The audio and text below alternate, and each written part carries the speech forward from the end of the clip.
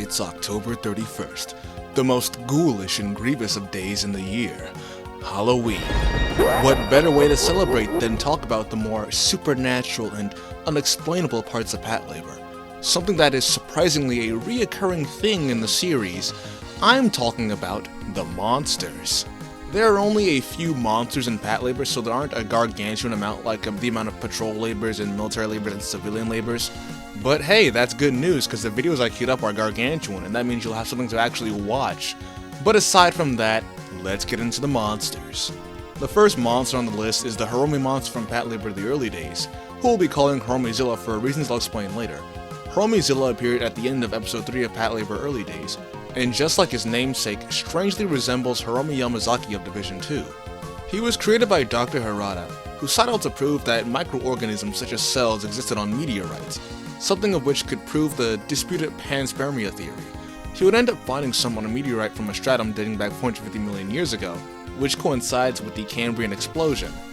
He continued to genetically engineer the cells and genes as he accelerated the evolution of this organism, pretty much throwing away 8 years of his life to dedicate time to this thing. However, it evolved so quickly and learned so much it fell out of his control, likely further being mutated by the seawater in Tokyo Bay. It's entirely possible it evolved into an aquatic reptile and could very well learn to reproduce, laying eggs that could spawn offspring and increase its populace. From that point on, it will likely take over mankind. It first began its exploits when an undersea cable had mysteriously been cut, and a couple's car had been dragged into the waters. It attacked the Nautilus sent into the waters to investigate it, which of course drew in the ire of SB2.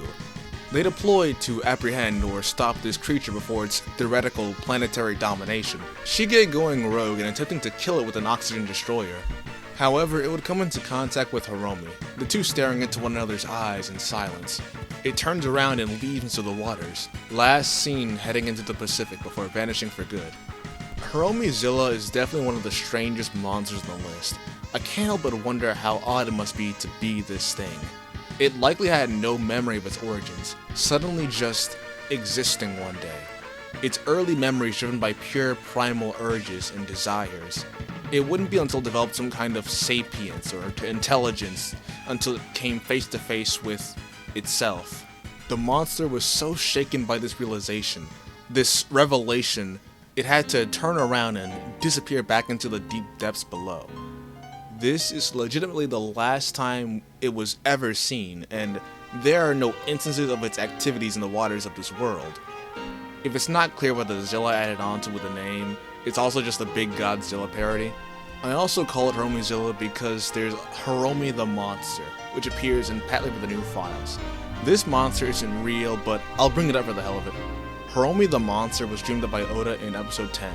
He was Hiromi's true form as a genetically engineered monster created by Shinohara V Industries' Ultimate AV project, the ultimate labor force concept that was not only cheap, but will provide in large numbers. It's also assumed Shige volunteered in on this project, though both seem to easily be killed with Oda's handgun. The next monster is the forest monster seen in episode 4 of Patlabor on television. This monster is around 10 meters tall. It's a hairy creature with long sharp claws and a tail. Created in a medical laboratory, probably for research purposes. Unfortunately, it had a sudden growth spurt and it escaped captivity once they planned to euthanize the thing. Seeing how dire the situation is, they tried using labor to stop and kill it, but it proved ineffective. From then on, it wreaked havoc on the mountains, eating up wildlife, destroying property, laborers, and scaring hikers that come across it. The monster itself is extremely agile, outspeeding the Ingram and has enough power to mangle laborers.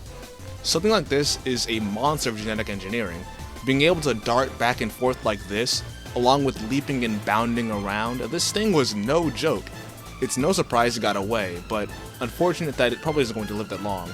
It's also crazy that this is the 4th episode of TV and we're already dealing with some crazy monster shenanigans. The next monster is the Geofront monster from episode 19 of Patlabor on television, Shadow with the Geofront. This monster is a little different from the other ones on the list so far. While the others were genetically engineered, this one had no specific origin. The best we can go off of is the priest in the same episode who mentions the legend of a cruel dragon that laid waste to the land. Many a samurai journeyed to defeat it, but none survived. And it wasn't until it was sealed away with holy powers that its rampage was finally brought to an end. The monster is a large, amphibious one with sharp teeth, claws, and these tendrils on its head. We see human remains in the Tokugawa-era samurai armor in the geofront, giving some merit to the priest's story. The monster swims underwater and likely grabs hold of its prey using its tendrils like it did in the episode. It has the ability to climb and even shrug off attacks from the Ingram and can even tank a revolver cannon shell. The only way they were able to kill it was using a bomb originally placed by a terrorist. Kanaga's only theory was that it was some evolution of this dragon from the Tokugawa period. This is one of the more confusing creatures on the list because it'd be easy to write it off as another rogue genetics experiment, but with the added context of the priest's story, it's either a coincidence of cosmic proportions or this really is related to that same dragon. My theory is that this is some species of prehistoric creature that somehow survived deep underground within the earth. It has no eyes because it's dark underground and vision isn't exactly going to help, instead having these feelers on its head instead. It existed back in the Tokugawa period and they saw it as some mythic dragon that had to be slain. Of course, they couldn't kill it because it's tough as hell. There were probably many that stayed alive via procreation. Perhaps this is an egg-laying creature that spawns multiple offspring to preserve their existence. Given that we don't see any more, they're either still hiding deep underground or the one we saw was either amongst the last of its kind. I'm no biologist, this is just what I think. I'm sure you were already expecting this monster to show up. Who else but Waste Number 13, aka Wasted 13. This monster is pretty much the de facto Patlabor kaiji, the first thing that comes to mind when the topic of monsters and Patlabor come up. The details of 13's origins and appearance differs between manga and movie, but I'll list both for your listening pleasure. For the manga, 13's origins can be traced back to 1976 under the ice in the South Pole, where a group of researchers found a meteorite in the Earth's crust and studied it as a reference point for how life began. At this point, what could be 13 was just a simple amino acid. Then, in 1984, Junichi Nishiwaki of Todo Biotechnology created these fast-evolving Nishiwaki cells. Cells shared by 13. 10 years later, Junichi would pass away from cancer, and his research would be co-opted by Kurisu of Todo. This would be when he'd give the US military access to Junichi's research, all for a bioweapon project. 12 creatures would be created and perish shortly after cultivation, garnering the nickname Wastes because of it. However, it wouldn't be until the 13th waste that one would finally survive to a pubescent stage, following a plane crash that let it loose onto Tokyo Bay. This is where it started becoming a predator that began to eat other living creatures like fish or people. Its cultivation fluid that it was preserved in also leaked into the waters, causing abnormally large sea life to appear. Sayako Nishiwaki, the daughter of Junichi and one of the researchers at Todo, became a caretaker for this creature. It's assumed that she regularly fed this creature meta-albumin, the cultivation fluid, to help it grow and mature. She had a warmth for it despite it being a man-eating monster, seeing it as a part of her father's legacy, possibly even a spiritual son, and holds a grudge against Kurisu for seizing her father's research and pawning it off to the States. As 13 grew, if one wanted to neutralize it, you'd have to approach it with caution. 13 was an extremely resilient monster. Conventional weaponry proved ineffective even if it was shot in the head point blank. You'd risk scattering the cells, which, may I remind you, were also infused with cancer cells. They multiply at an exceedingly fast rate, the stronger cells consuming the weaker cells, and you can potentially make more 13s if you're not careful. This thing is also a carnivore. It has sharp teeth and will eat anything. It has these tendrils that it can grab onto prey with and constrain them. But another thing I want to mention regarding 13's body. When it's not in the siren, it appears to have segmented legs, claws, probably even a segmented body. It almost looks like some kind of crustacean or an arthropod, probably seeing the siren's body as a shell for it to inhabit. It's like this weird chimera created artificially that showed promise of land traversal. Tangent aside, 13 couldn't be killed by any normal means. You'd either have to go scorched earth, sacrificing the environment around you, electrocuting it, which did stun it temporarily, but runs the risk of stimulating the cells. But, as it turns out, the successful course of action was to inject the T-cells of its fallen brothers into its body. Because of 13 cells' tendency to absorb the weaker ones, it could absorb the faulty cells into its genetics and break down over time, aka the fate that awaited it by the end of the arc. I didn't mention this before, but 13 also had a tendency to follow signals from things in the water, such as labors, boys, and even Planet Section 7's Osira unit. Last but not least, 13 was also somewhat intelligent, able to acknowledge Nishiwaki as not only harmless but as an ally. She could get into close proximity with the monster, and it wouldn't eat her. Not only that, but when the police and SDF had trapped it and tried to disorient it using the shots from the revolver cannon, it just ignored them. And then when Nishiwaki throws herself into the water and calls out to the beast, it listens and understands what she wants it to do. 13 in the movie isn't too different in origin, falling out of a plane that was en route to US islands for testing. It eats wildlife and people that are in the bay and is attracted to frequencies in land and water. Our protagonist is discovering it to be superconducting motors with a shaft that gets its attention. In the maintenance base, we actually see 13's somewhat reproductive capabilities, a shutting door severing a limb that would grow into a new creature entirely. This is known as fragmentation, a method of asexual reproduction commonly found in sea creatures. The Mini-13 would go on to kill and probably eat the researchers at Kazusa Lab to attempt to analyze it before it went crazy. 13 cells divide at tremendous speed, so as I said before, attacking it could probably scatter the cells and create an even bigger problem. And this time, it's alluded that the cancer cells included in 13's biology are from Saeko Masaki's daughter. 13's design is also a lot different from the original. Manga 13 had pincers, segmented legs, and several eyes, and rows of canines lining its mouth. It looked more like an arthropod or crustacean, while the movie looked more amphibious. Its skin is smooth, it has no eyes, its teeth look like a mix between canines and incisors, maybe possibly even molars in the back. Basically, its mouth looks more human.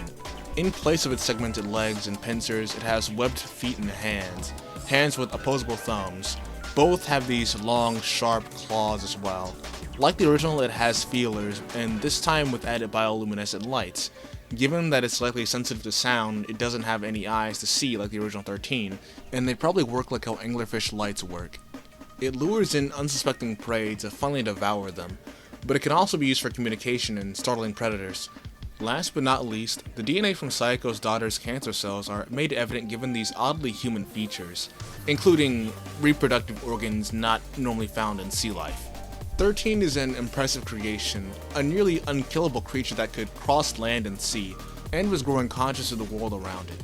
It remains as the most interesting monster in the franchise, and it's oddly similar to the Geofront monster as well when you really compare the two.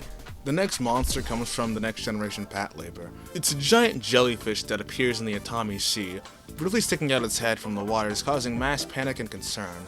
All the while, surfers and entire beaches went missing, leaving behind only this weird secretion. The surfers were eventually found after the truth of this strange monster was revealed. This was after a whole media craze erected by the mayor of Atami who wanted to capitalize on not just the monster's appearance, but SB2's presence as well. Instead of a big kappa-looking kaiju, it was just a giant jellyfish like I said, which preserved its prey in an endotoxin, allowing everyone to get rescued with only minor and hopefully temporary side effects.